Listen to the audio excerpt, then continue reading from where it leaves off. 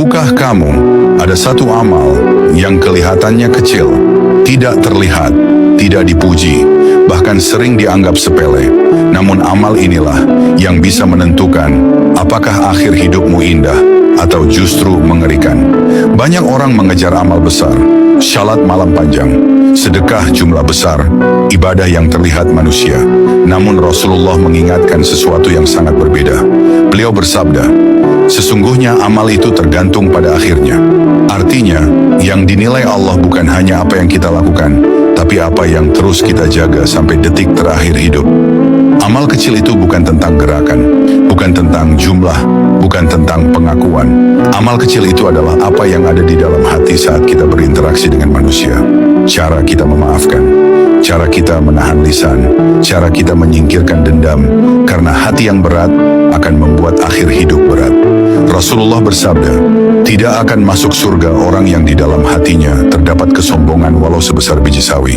Dan dalam hadis lain, barang siapa yang beriman kepada Allah dan hari akhir, hendaklah ia berkata baik atau diam. Kalimat-kalimat ini terdengar ringan, namun dampaknya menentukan nasib akhir hidup. Ada orang yang rajin ibadah, namun lisannya tajam, merendahkan, menyakiti tanpa merasa bersalah. Ada pula orang yang amalnya biasa, namun jika disakiti, ia memilih diam. Jika dizalimi, ia memilih bersabar. Dan saat sakaratul maut datang, perbedaannya terasa. Yang pertama, gelisah, berat, seolah ada beban yang menahan lisannya. Yang kedua, tenang, ringan, mudah mengingat Allah.